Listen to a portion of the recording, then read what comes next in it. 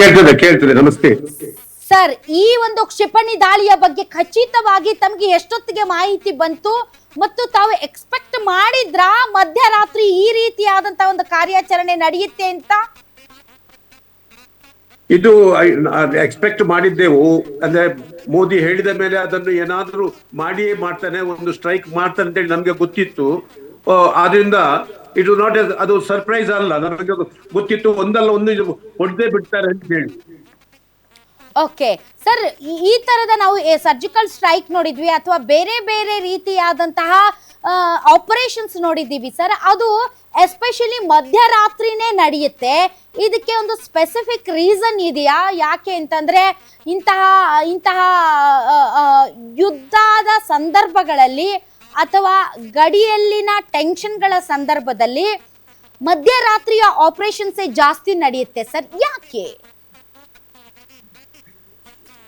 ನೋಡಿ, ಇದು ಆಕ್ಚುಲಿ ನೋಡಿ, ಟೈಮ್ ಎಲ್ಲ ನಾವು ಸೆಲೆಕ್ಟ್ ಮಾಡ್ತೇವೆ. ನಮಗೆ ಯಾವ್ದು ಐಡಿಯಲ್ಲು, ನಮಗೆ ಯಾವ್ದು ಬೆಸ್ಟ್ ಟೈಮು, ಯಾವ ಟಾರ್ಗೆಟ್ಗೆ ಹಾಕೋದು, ಇದೆಲ್ಲ ನಮ್ಮ ಹತ್ತಿರ ಉಂಟು.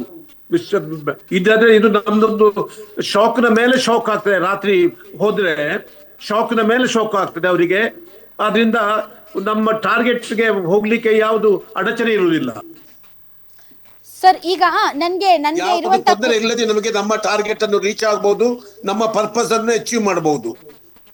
ಹಾಗಲಾದ್ರೆ ಸ್ವಲ್ಪ ಕಷ್ಟ ಆಗ್ತದೆ, ರಿಯಾಕ್ಷನ್ ಎಕ್ಸ್ಪೆಕ್ಟ್ ಮಾಡ್ತಿದ್ದೇವೆ.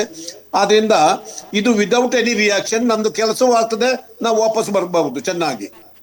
ಸರ್, ಈಗ ಖಂಡಾಂತರ ಕ್ಷಿಪಣಿಗಳ ಬಗ್ಗೆ ನಮ್ಮ ಸೇಫ್ಟಿ ನೋಡಿ ನಾವು ಟೈಮ್ ಇದು ಡಿಸೈಡ್ ಮಾಡ್ತೇವೆ ನೋಡಿ. Correct sir. ನಾವು ಖಂಡಾಂತರ ಕ್ಷಿಪಣಿಗಳ ಬಗ್ಗೆ ಮಾತಾಡ್ತಾ ಇದ್ವಿ. ಎರಡೂ ದೇಶಗಳಲ್ಲೂ ಕೂಡ ಈ ರೀತಿಯಾದಂತಹ ಕ್ಷಿಪಣಿಗಳು ಇವೆ. ಆದ್ರೆ ಸರ್, ಇವತ್ತು ಪರ್ಟಿಕ್ಯುಲರ್ ಆಗಿ ಸರ್ 9 ಕಡೆ ಟಾರ್ಗೆಟ್ ಅನ್ನ ಫಿಕ್ಸ್ ಮಾಡಿ ಅಲ್ಲಿಗೆ ಕ್ಷಿಪಣಿ ದಾಳಿಯನ್ನ ನಡೆಸಲಾಗಿದೆ. ಸರ್, ಯಾವ ರೀತಿ ಟಾರ್ಗೆಟ್ ಮಾಡಲಾಗುತ್ತೆ? ಇಲ್ಲೇ ಹಾಕಬೇಕು ಅಥವಾ ಇದೇ ನಿಗದಿತ ಸ್ಥಳದಲ್ಲೇ ಬಾಂಬಾರ್ಡ್ ಮಾಡಬೇಕು ಅನ್ನೋದಕ್ಕೆ ಯಾವ ರೀತಿಯಾದಂತಹ ಟೆಕ್ನಾಲಜಿ ಬಳಸ್ತಾರೆ ಸರ್? ಅದ್ರ ಬಗ್ಗೆ ಏನಾದ್ರೂ ನಮ್ಮ ವೀಕ್ಷಕರಿಗೆ ಮಾಹಿತಿ ಕೊಡ್ಬೋದಾ?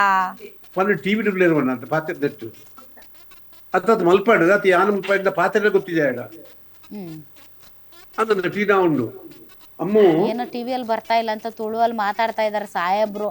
ನಾನು ಪ್ರಶ್ನೆ ಕೇಳಿಸ್ಕೊಳ್ಳಿಲ್ಲ ಅಂತ ಅನ್ಸುತ್ತೆ. ಸರ್ ಭಂಡಾರಿ ಸರ್, ಕೇಳಿಸ್ತಿದ್ಯಾ ಹೆಂಗೆ ಅಂತ?